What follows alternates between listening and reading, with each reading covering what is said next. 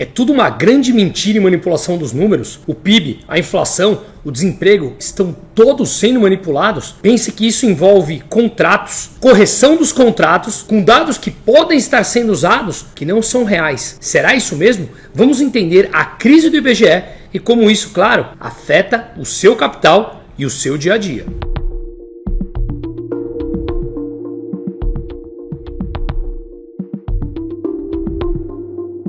Nos últimos dias, vocês devem ter visto a crise que escalou em mais uma instituição dentro do governo petista, o IBGE, o Instituto Brasileiro de Geografia e Estatística, que, dentre várias outras coisas, tem a responsabilidade de divulgar dados, como, por exemplo, o PIB, o Produto Interno Bruto, se o país está crescendo ou não, a inflação, quanto de fato a inflação oficial está sendo colocada no nosso dia a dia. De fato, isso é verdade? Vale lembrar que vários contratos são corrigidos por dados oficiais.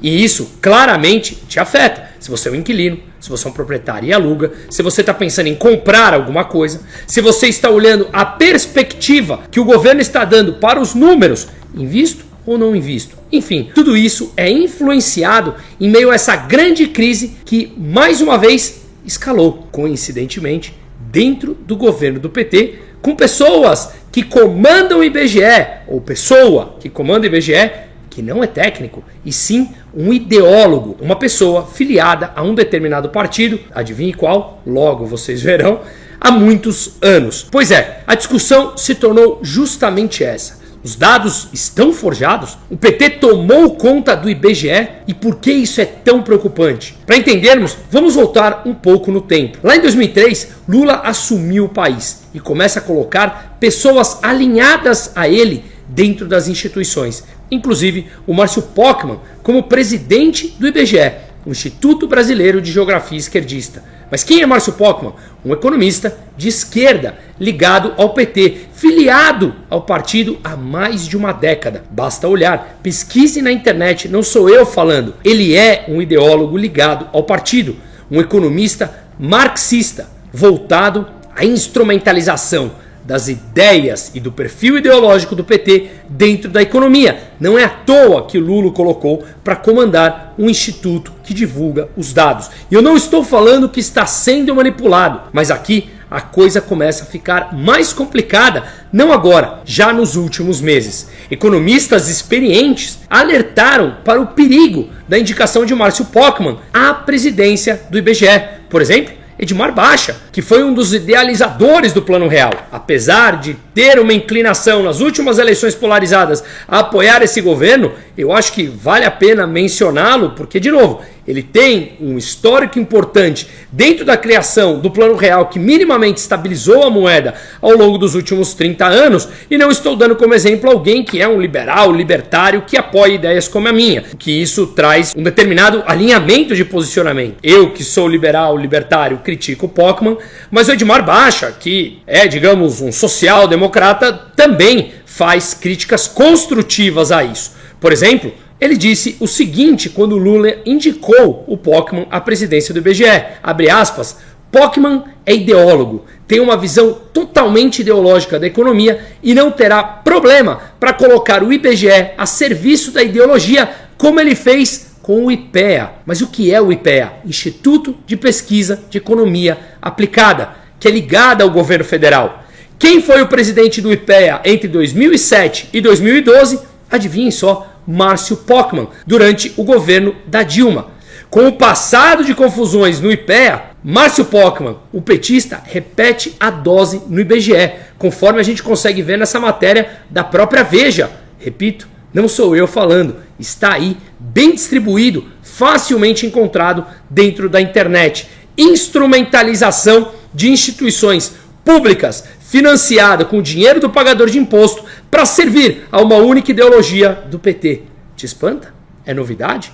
Basta olhar a história em vários outros países e no desenvolvimento das últimas 2 décadas no Brasil, onde infelizmente nesse século, que já temos quase 1/4 dele, ou melhor, já temos algo mais de 1/4 dele, o PT comanda o Brasil a 72% desse período. Estou falando do executivo. se colocarmos as outras instituições, a social-democracia e muitos ligados à própria esquerda mais radical, comandam há mais tempo do que isso. Pois é, Pokman repete a dose então no IBGE. Por quê? O que ele fez quando ele era presidente do IPEA, Instituto de Pesquisa Econômica Aplicada, como eu falei?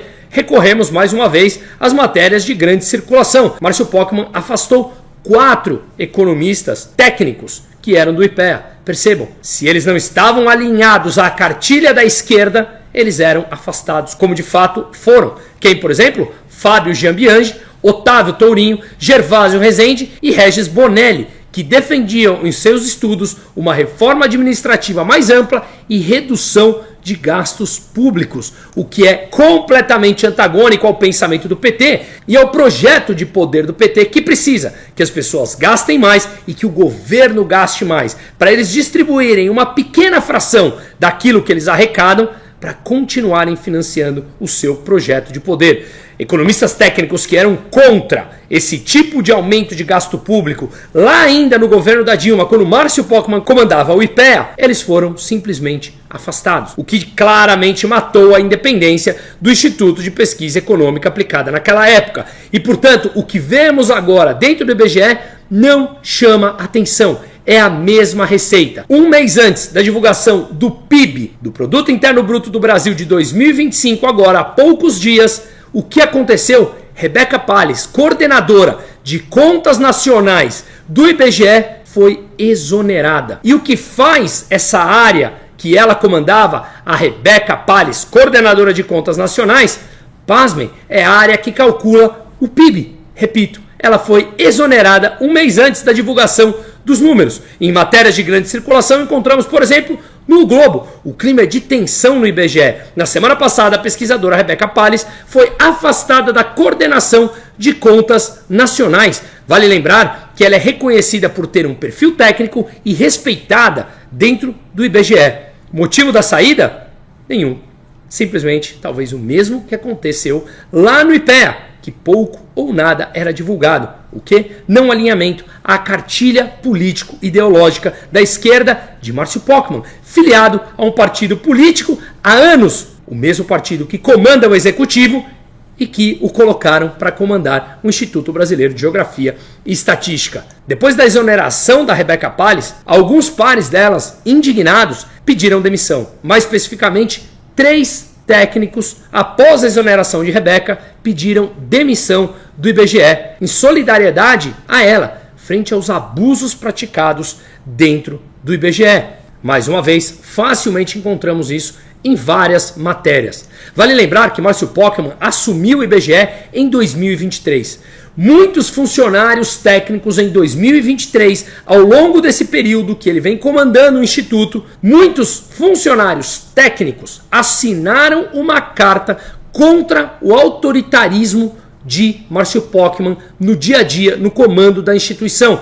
Segundo eles, abre aspas, viés autoritário, político e midiático de Márcio Pokman dentro do IBGE. O que de fato aconteceu? O Instituto Brasileiro de Geografia e Estatística criou um braço chamado IBGE+, que é uma fundação de apoio à inovação científica e tecnológica dentro do IBGE. E os funcionários técnicos falaram que Márcio Pokman não perguntou nem discutiu absolutamente nada com os técnicos. E o que esse IBGE+ faz? Produz projetos e pesquisas para instituições privadas financiadas pelo IBGE com dinheiro público. Sabe-se lá onde vai parar esse dinheiro. E aí, esses funcionários, mais de 100 deles, assinaram uma carta falando do viés midiático e autoritário de Márcio Pokman no uso do dinheiro público, que não necessariamente tem um caminho técnico.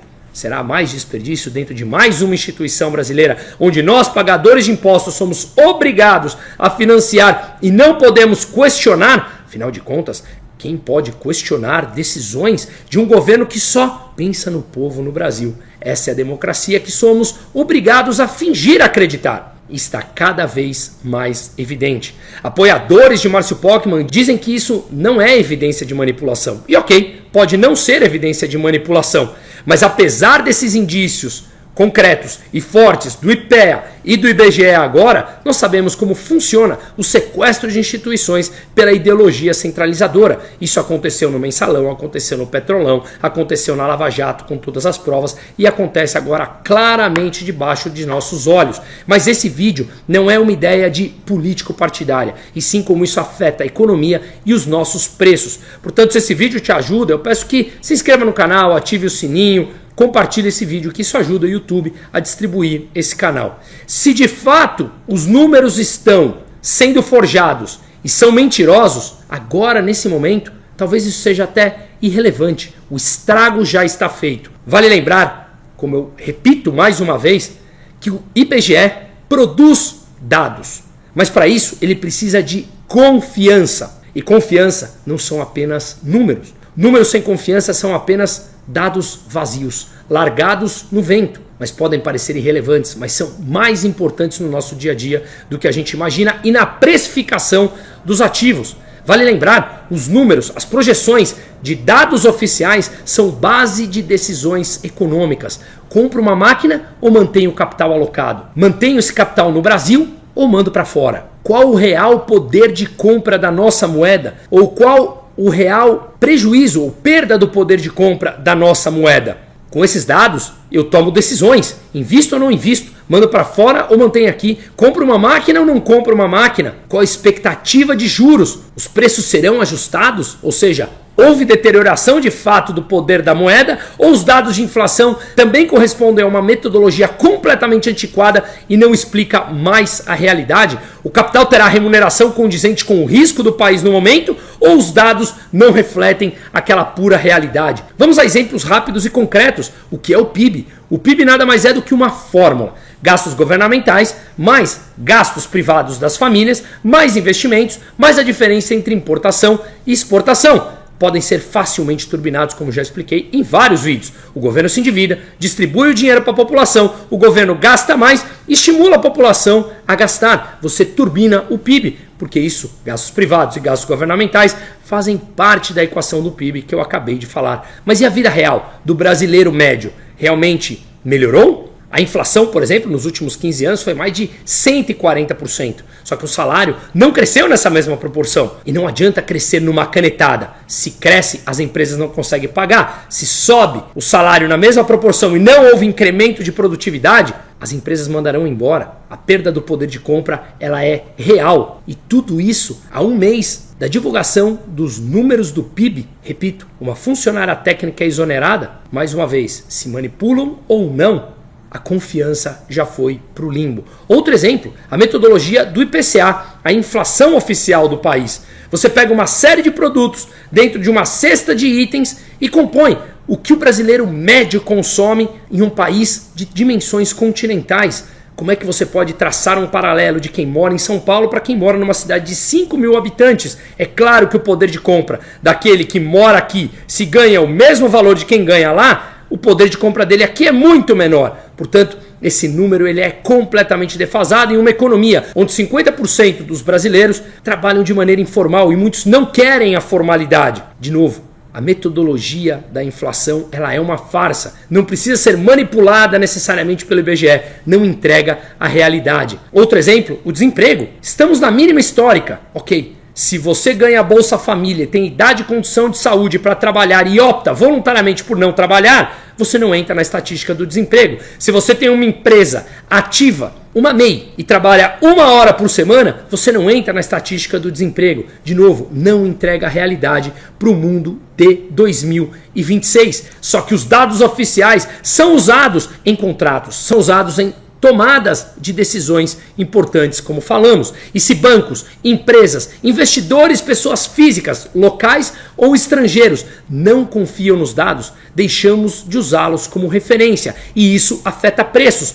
Quanto eu vou exigir de juros para emprestar o meu dinheiro para uma empresa, para um banco, para o governo? Se você não confia nos dados oficiais, o que você levará em consideração? O que corrigirá uma parcela dentro de um contrato? O IPCA, o IGPM, o INCC, eles são reais? Veja como a coisa é muito mais complexa do que a gente pensa. A confiança demora anos em ser construída e segundos em cair. Não sei como durou alguns anos a confiança no PT, mas as pessoas começam a perceber a grande farsa que foi. Me surpreende que alguns ainda estejam surpresos com o que vem acontecendo. Ainda temos tempo de recuperação relativamente rápida e oportunidades estão aí, passando debaixo de nossos olhos. É bem provável que tenhamos uma mudança. E de novo, repito, deixa o QR Code na tela para que fale com a minha equipe e comigo diretamente a respeito de investimentos, a respeito de oportunidades e proteção em meio a tudo isso que estamos passando. Na minha opinião, temos oportunidades que talvez em uma década não tenhamos visto de maneira estrutural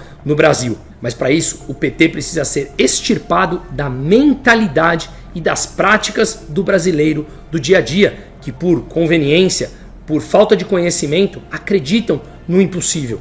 Décadas de mentiras, narrativas e uma geração mantida à parte da produtividade. Isso precisa ser alterado. Caso contrário, a confiança se deteriorará ainda mais e isso traduzirá em preços piores no presente.